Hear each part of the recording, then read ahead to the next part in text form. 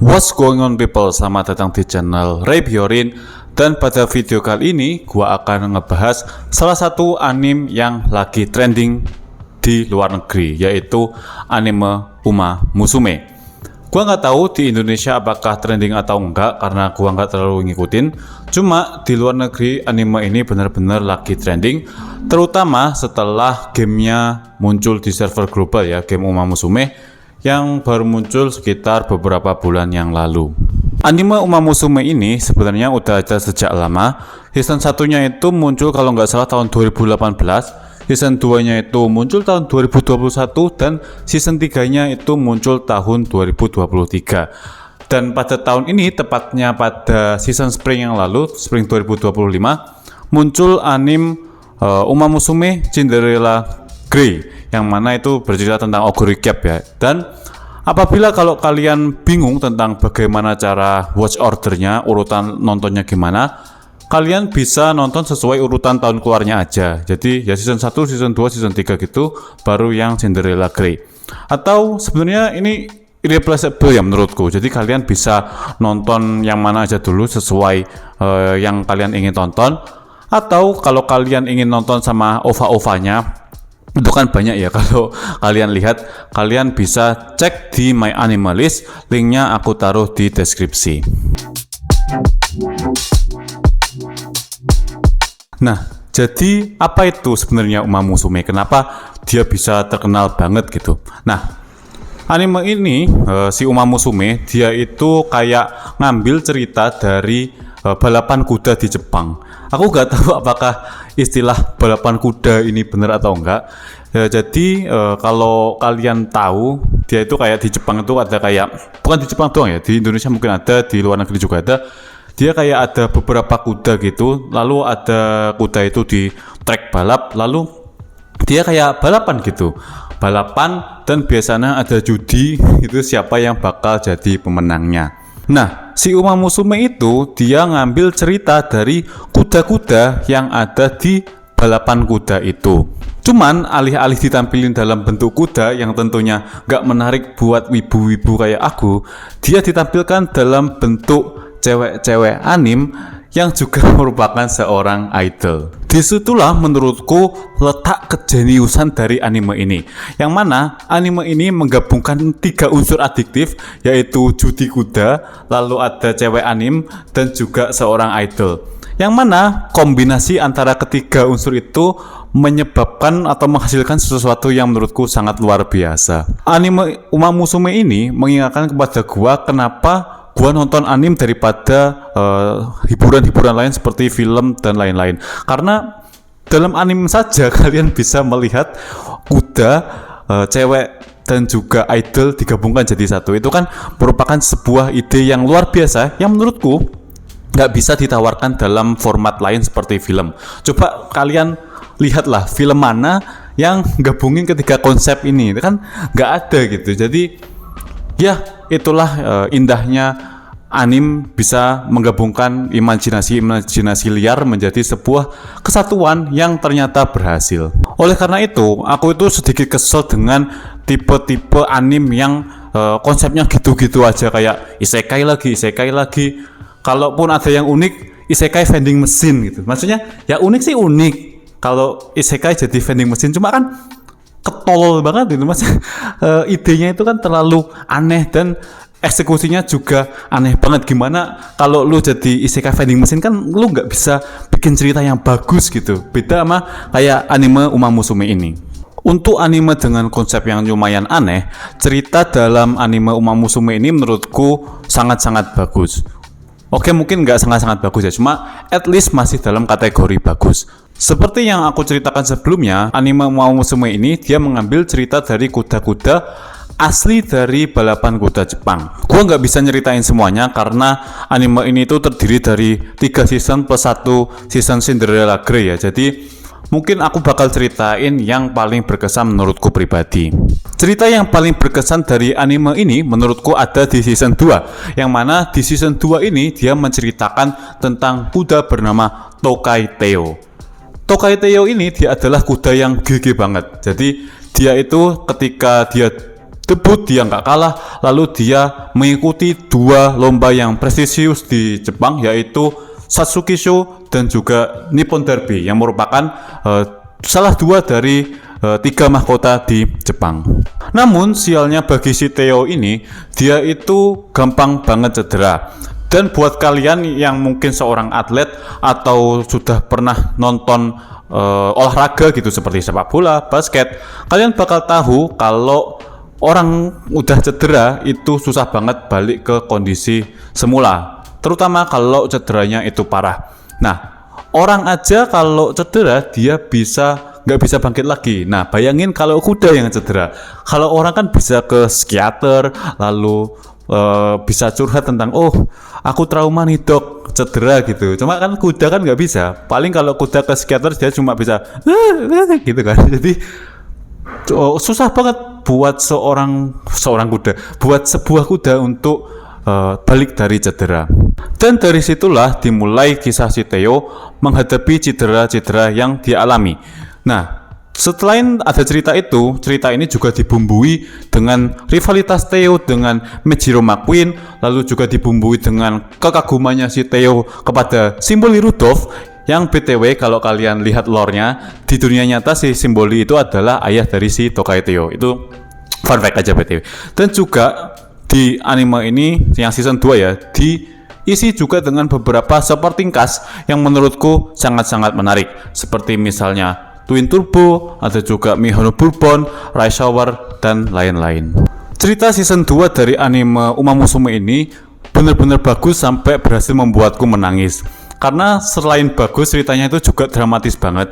Karena kalau kalian riset tentang lore-nya si Theo yang asli ya, yang kudanya itu memang sangat dramatis ya. Dia udah cedera, cuma dia berhasil bangkit di Arimakinen tahun 1993. Jadi kalau ini ya, kadang-kadang aku tuh suka buka YouTube lalu search Arimakinen 1993 dan lihat gimana kudanya itu berhasil mengalahkan Biwa Hayahide di lap terakhir. Jadi ya mungkin ini agak spoiler ya, cuma kalau kalian udah nonton, kalian juga mungkin udah penasaran sama lore-nya, kalian juga mungkin udah tahu.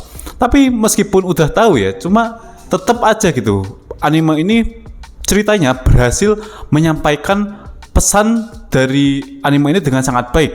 Dia berhasil membangun suasana dengan sangat baik, terutama di arc terakhir. Bener-bener build up-nya itu bagus banget. Setiap episode build up, sehingga di episode terakhir itu bener-bener bisa kena banget di dalam hati gua dan juga hati orang-orang yang nonton anime Uma Musume. Kalau kalian nggak percaya, ini aku ada pernah nonton channel Jepang, dia itu nonton anime Uma Musume, kakek-kakek umur 70 tahun. Jadi dia punya experience kurang lebih 40 tahun ngelihat balapan kuda ini ya. Jadi ketika dia nonton anime itu, dia udah tahu hasilnya bakal gimana, cuma dia tetap nangis karena memang tiap episode itu build up-nya benar-benar bagus. Dari tadi aku ngebahas season 2-nya mulu ya, karena memang bagiku season 2-nya adalah yang paling spesial. Cuma season 1, 3, dan juga Cinderella Grey itu juga sama-sama bagusnya. Bahkan Cinderella Grey menurutku adalah yang terbaik daripada yang lain dari segi kualitas objektif ya. Karena dari segi ceritanya, misalnya kalau kalian lihat, dia itu nggak langsung di nasional, tapi bertahap dari regional. Karena memang si lore-nya si Oguri Cup, dia itu memang dari kuda regional. Jadi dari regional dia perlahan naik ke nasional. Itu yang menurutku membuat nilai tersendiri kepada anime Uma Musume Cinderella Grey. Dan juga selain peningkatan dari regional ke nasional, yang menarik dari anime Cinderella Grey adalah yang mana anime ini menyisipkan sedikit-sedikit strategi tentang bagaimana balapan kuda itu berjalan ya. Jadi kalau kalian main gamenya kan kalian tahu bahwa ada yang di depan, ada yang best chaser, terus ada juga yang baru menyalip di putaran-putaran terakhir. Jadi di anime Cinderella Grey itu lebih ditekankan tentang strateginya. Walaupun nggak banyak-banyak banget, cuma nice to have lah. Jadi itu salah satu hal positif dari Cinderella Grey. Lalu yang lain tentang Cinderella Grey juga adalah background trainernya juga dikasih tahu gitu. Jadi kita bisa melihat bagaimana perjuangan trainernya, yang mulai awalnya dia itu banyak judi, cuma sekarang dia jadi trainer dan sekarang dia punya mimpi baru karena bertemu dengan Uma Musume. Itu merupakan sentuhan yang bagus di anime Uma Musume Cinderella Grey, sehingga kalau kalian lihat di MAL ya, dia itu ratingnya tertinggi daripada anime Uma Musume sebelumnya, karena memang dari segi cerita itu jauh lebih advance dan secara objektif menurutku itu lebih bagus. Selain dari segi cerita yang lebih advance, anime Uma Musume Cinderella Grey juga memiliki animasi yang lebih advance daripada ketiga pendahulunya ya, yang mana animasinya itu jauh lebih smooth, jauh lebih bagus dari segi pencahayaan, pewarnaan itu juga lebih bagus, dan juga art style-nya menurutku aku lebih suka art style yang Cinderella Grey. Cuma bukan berarti yang season 1, 2, 3 itu jelek ya, bahkan menurutku itu udah tergolong bagus, udah lebih dari biasa, udah bagus, dan juga sangat, yang aku bilang tadi, bisa menggambarkan bagaimana intensitas dari pertandingan balapan kuda yang Uma Musume itu lakukan. Selain dalam bentuk anime, Uma Musume ini juga ada gamenya, yang mana gamenya itu sebenarnya sudah ada sejak lama di server Jepang. Bahkan saat itu aku udah pernah coba main, tapi karena server Jepang ya, jadi agak ribet, harus pakai VPN dan segala macam.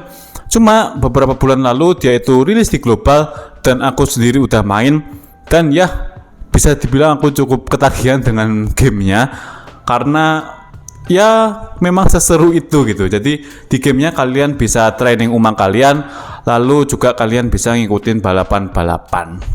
Gamenya juga baik banget buat para free to play dan kaum miskin seperti saya ya. Jadi bahkan saat aku buat video ini ada event bernama Gold Ship Hijack, yang mana bisa mendapatkan kayaknya 6.000 karat, yang mana itu benar-benar berharga banget. Jadi ya video game ini ya memang video game gacha lah ya, jadi kalian bisa expect bahwa bakal ada gacha. Cuman menurutku ini salah satu yang ramah buat kalian para free to play. Terakhir ngebahas anime Uma Musume dan juga gamenya, gak afdol kalau nggak bahas tentang lagunya, yang mana lagu dari anime atau game Uma Musume ini bener-bener catchy banget. Kalau kalian suka tipe-tipe lagu anime yang pop dan bahagia, ini tipe-tipe lagunya cocok banget buat kalian. Atau kalau kalian suka olahraga gitu, suka nge-gym gitu misalnya, wah ini saya jamin cocok banget, karena ini cerita aja ya. Jadi kalau saya lari itu tiap hari, kalau saya nonton lagunya Uma Pyoi Densetsu, wah itu speed naik 10%, stamina naik 10%, karena memang seasik itu lagunya. Jadi kalian jangan lupa buat nambahin Uma Pyoi Densetsu ketika kalian olahraga, dijamin kemampuan kalian akan meningkat 10% minimal. Ya, itulah pembahasanku dari anime / game Uma Musume ini.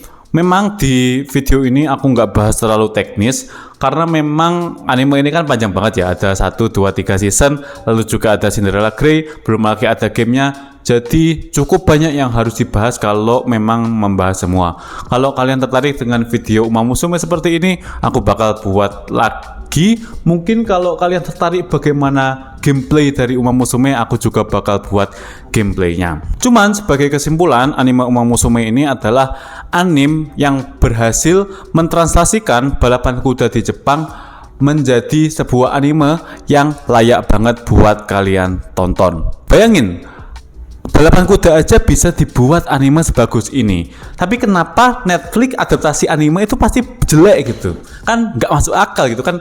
Anime kan udah ada dialognya, udah ada karakternya, tinggal ganti ke orang aja. Ini literally kuda men. Kuda nggak bisa ngomong, cuma bisa menghasilkan cerita sebagus ini. Jadi tolonglah ya Netflix lah ya, kalau bikin adaptasi anime itu yang bener. Coba lihat Kakegurui.